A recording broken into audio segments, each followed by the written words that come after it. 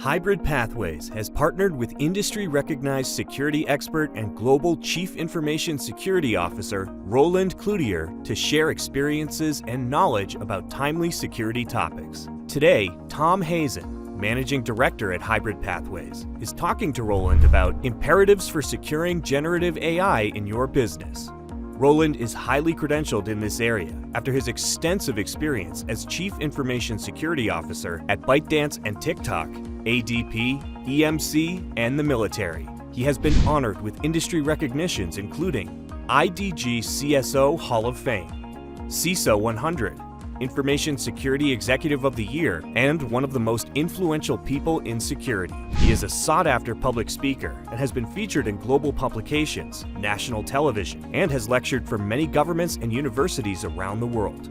He wrote the book, Becoming a Global Chief Security Executive Officer. Let's get started.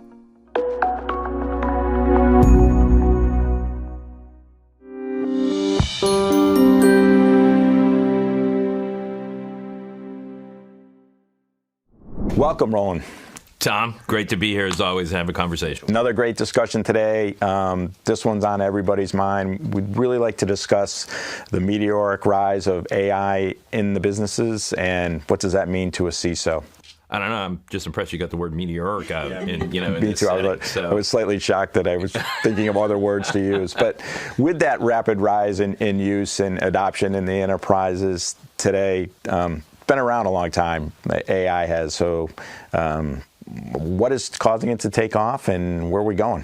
Yeah, I think people get the word or the letters AI confused with so many things. I mean, we've had machine learning in place for, nearly a decade. We've had, AI for the last few years in comprehensive ways. The new generative AI, which enables users to interact in AI platforms in very different ways and now gives businesses platforms to code against to do their business functions using AI platforms that are provided by third parties, essentially, has now given everybody the opportunity to focus on how can they use this technology in the way that their business operates. And whether it's changing how they answer questions at their help desks or their call centers or how they do marketing, there's just a million different ways that businesses and organizations can use this. And people learned quickly that it's actually easier than it sounds. So that I think that's the massive increase since the release of ChatGPT earlier in the year. But I will say, like you mentioned, ML and AI has been around. In the last few years, while I was at TikTok, I think one of the things that always impressed me so much about the AI capabilities that we had was, how we protected, the global consumers across the globe, 1 billion users on the platform, and of the billions of videos that try to go to platform every day. Those that were violative of our community guidelines, greater than 96%, think of that number, of every video that went up that was violative, 96% got knocked off by AI by the time it even hit the platform. So AI is doing wonderful things. I think about Google and the work as Google is doing in this space. And of course, I'm former law enforcement and a security guy. And I think things like AML, anti-money laundering is such a huge problem in our environment. It, enables drug cartels, enables organized crime, it enables terrorism. And Google has invented a capability with their AI that actually gets the probability of detecting it with the right data sets up in the high 90s, which we've never been in the industry, closer to 100%, and doing it almost entirely autonomously and at speed, right? That gives us great things to protect our economies, the world we live in, and our societies. And so AI is doing great things. With that said, though, there is quite a bit of apprehension out there. We had celebrities speaking out about some AI recently in the news, and what's in the 1960s? Don't forget, we had teachers protesting about the use of calculators, right? Yep. So I mean, there will be transition. Yep. So there is that transition happening. What's the responsibility of the business, and how does the CISO help to set guardrails and policy and ensure that the business's use stays within those guardrails? Yeah, I think Well, for the CISO, there's probably a couple major things that they can focus on. Since you brought up guardrails and policies, it is important. It is absolutely important that a business, not just the security entity within the business, but the business understands what's appropriate for their business, what type of use is appropriate, what oversight there should or shouldn't be, and they educate their employees on it. They provide, like you said, a policy and guardrails. I mean, some of the best things I've seen out there, honestly, is where they have a three-tier system. They have, you shall never do this with AI. If you do this with AI, it has to be monitored and managed and follow a certain process. And then anything over here you can do, and you're accountable for your actions and your responsibility, but it's permissible. And then teach people what that is, and have a mechanism by which the employees can engage with the CIO's office or the CSO's office or whoever it may be that's helping that process. But it's integrated with your partners in legal, in IP, in privacy, in security, and in the CDO's office, if you have one, to say, we have a fast use process capability that makes sure the people that need to look at it are looking at it, and enables the employee to accomplish what they need to do. So I think that's first and foremost. The second thing, though, is really diving into our responsibilities in protecting AI. And that starts with infrastructure, right? I think if you ask most security professionals, last year, where's all of the AI in your environment? They probably couldn't answer you. They're probably learning real fast that they have to. And so AI has some basic components. It's computers and technology that sits on, computers and technology. And so the basic type of things that we have to do as security professionals for hygiene, infrastructure defense, network defense, API defense, like all of that stuff, we have to do for that environment. We have to know it's there and know what data assets it's using, and I'll get to that in a second. But when we know it's there, we can microsegment it, make sure we have specific care and feeding of that environment for what it's used and what type of data it's going to be using, and make sure it's just not an R&D play area anymore, and that it's actually managed for business use. The second thing is the data. Data defense and access assurance are so critical in this, because what does AI do? It takes algorithms and processes it against data. And so things like insertion defense, bias defense, those all start with good information and good understanding of the information you have, and how the algorithms interact with that information. So making sure that data is protected, it's the right information for that to use, and having a capability that it can't be contaminated and things like that. So data defense, access assurance is another big component there. You talked a little bit about, kind of as a first step is what's out there and what's in use today. Is there technology that can help with that? And do you have a confidence that it feels a little bit like cloud and early days of cloud when it was shadow IT and popping up all over the place? I think it's faster in cloud. There were a couple companies that have been stood up over the last year previous to the generative AI.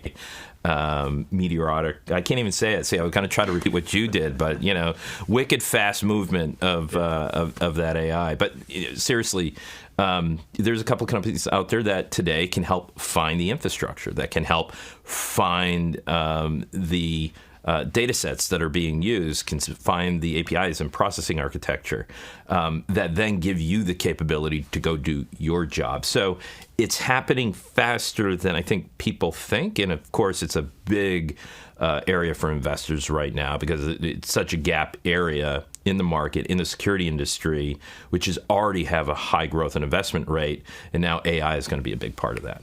Where do you see the regulations going, quality and privacy and safety, and what's going to come down the pike from the regulation standpoint? Yeah, I wish I had a crystal ball, Tom.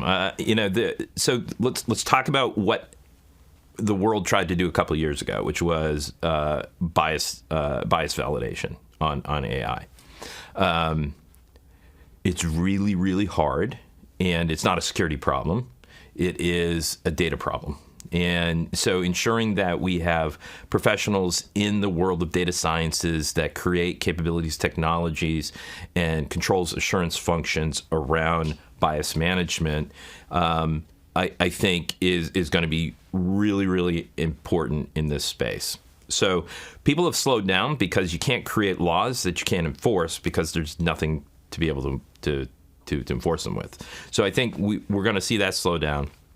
But what you've seen the EU do, the UK do, Japan do, NIST, National Institute for Standards and Technology, is create appropriate use and management frameworks that organizations are already certifying to, which is fantastic. It's how do I use it? What's the information? What's my responsibilities around it? What will we do and not do with it?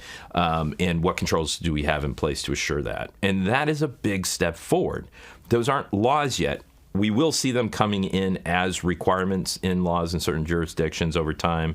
I anticipate, unfortunately, we commonly do in the United States, is go in the republic, state by state by state. We'll typically do this before we get to a federal. So depending where you're operating or what consumers' information you have, you may have different requirements by different states in the U.S. But we're certainly going to see it around the globe.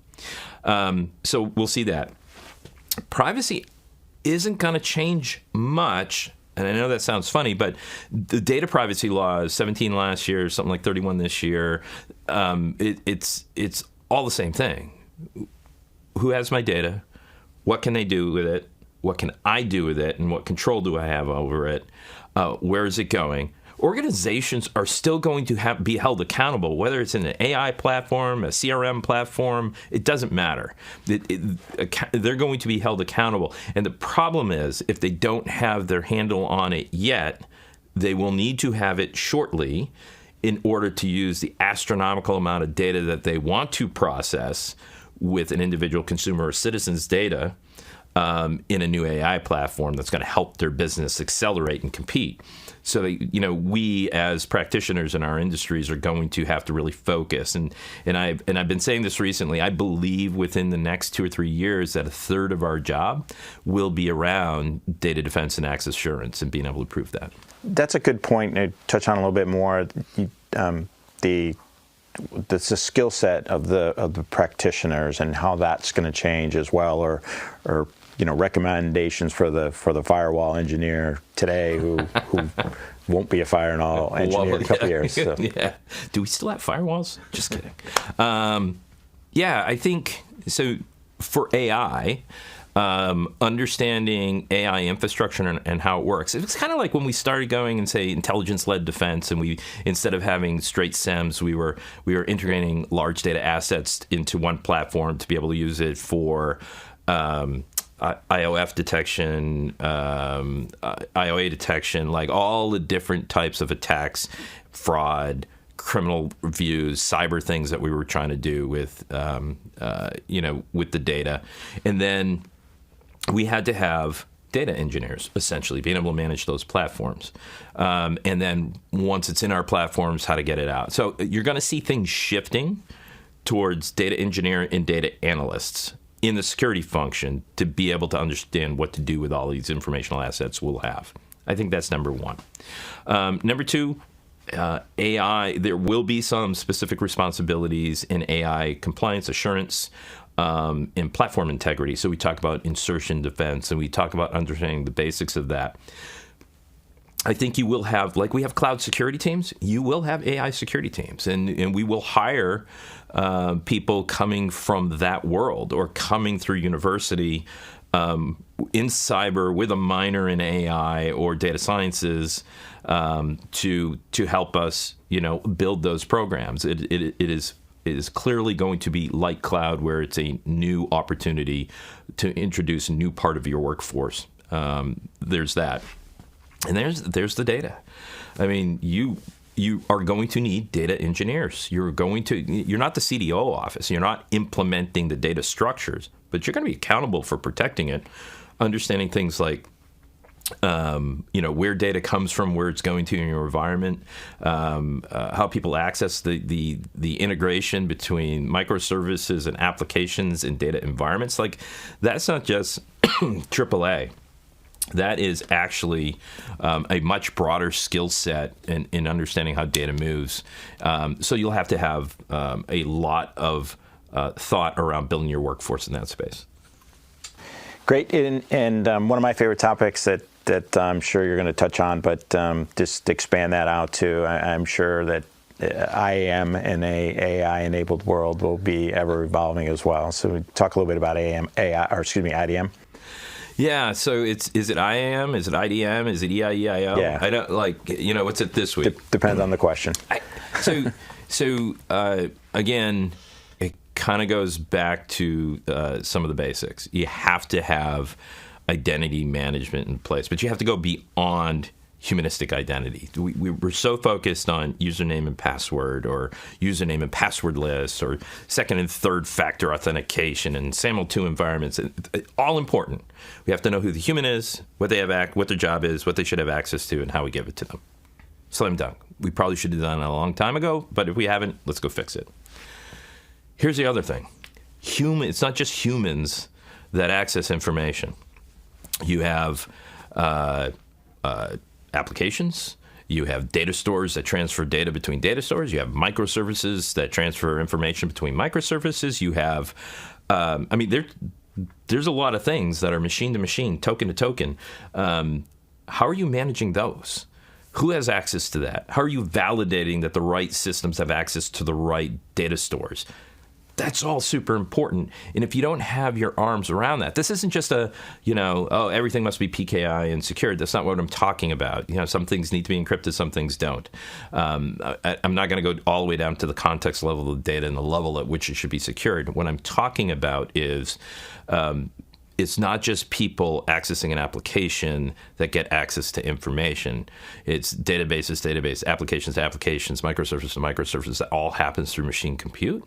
Authentication in some way, and whether it's as simple as a username and password, which I hope to God it isn't, or it's tokenization, or it's PKI.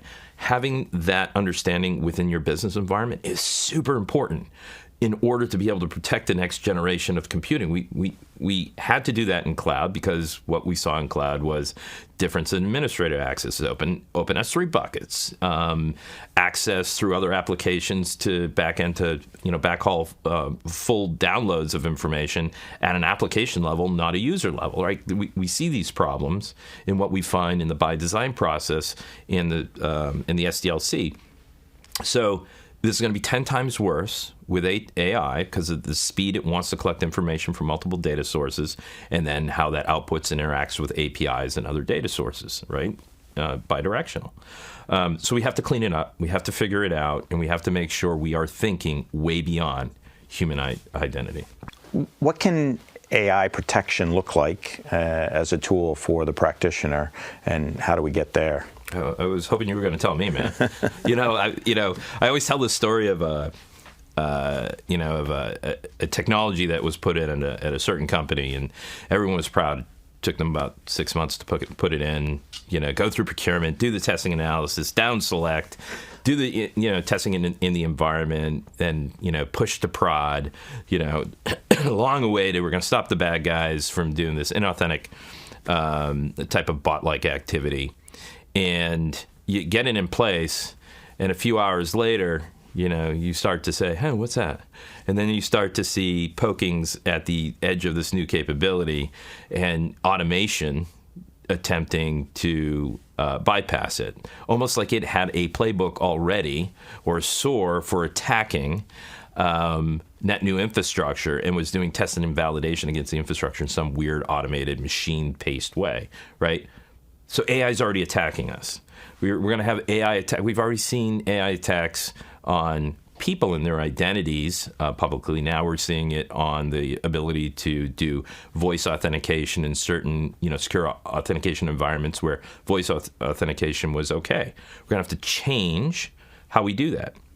And what I'm saying is, it's not our existing controls that are going to do that. We're going to have to trust that organizations are building new technology to help us defend that. As soon as we come up with new problem areas that we can't defend at, we should be engaging as CISOs in the industry with these technology companies to say, hey, that's great, But we don't need that right now. What we need, because this is happening today, is this. So I think what we'll see is an increase in the use of AI and ML capabilities in next generation security technologies. And listen, by the way, a lot of platforms out there are already using AI and how it makes deterministic decisions within your environment to provide information back to your organization, back to your teams to do things, right? It's already in use. So what we're going to see is, as we get these new use cases, like, for instance, we'll do voice fraud. Financial centers, call centers use voice identification for both authentication for authorized users and for identification of fraud users.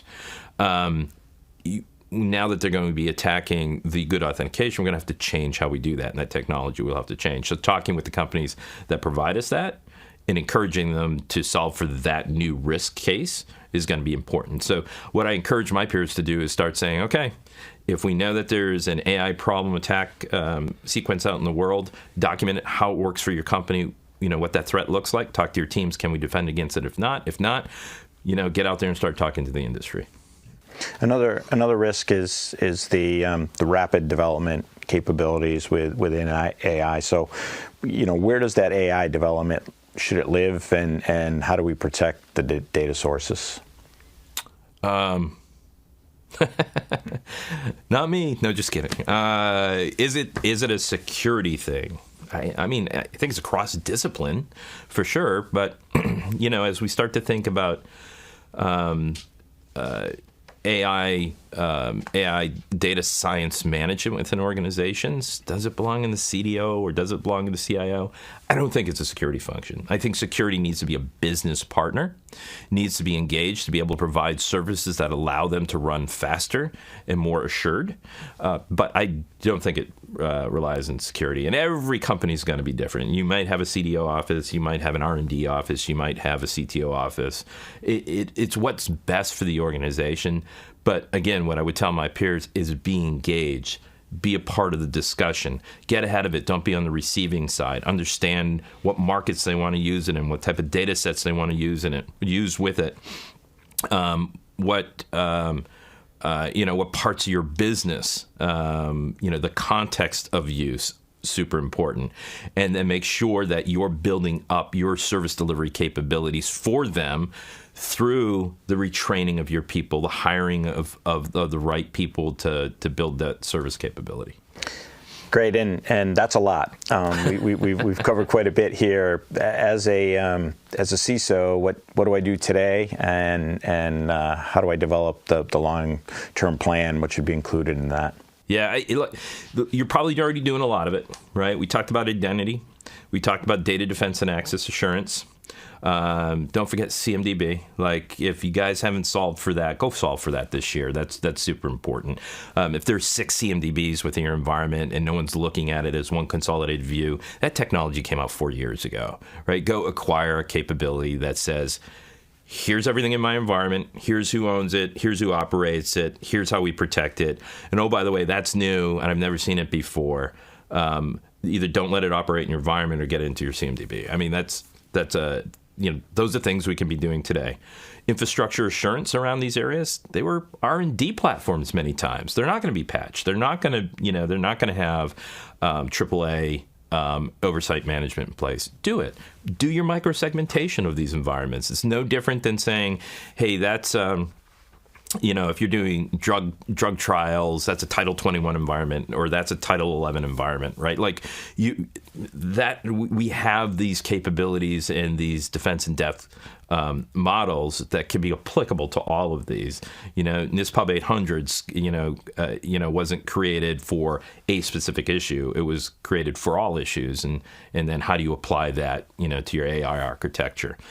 So as you're doing that, consider your workforce. I think that's the next thing. Sit down with your CHRO, talk about how you're going to have to change your workforce, what that might look like, and how you start doing that. And that means even with your partners at universities that you might have as part of your pipeline. Maybe you have a 3, 5, or 10-year pipeline with local universities that you've been able to create. Sit down with those programs and say, we're switching a little bit.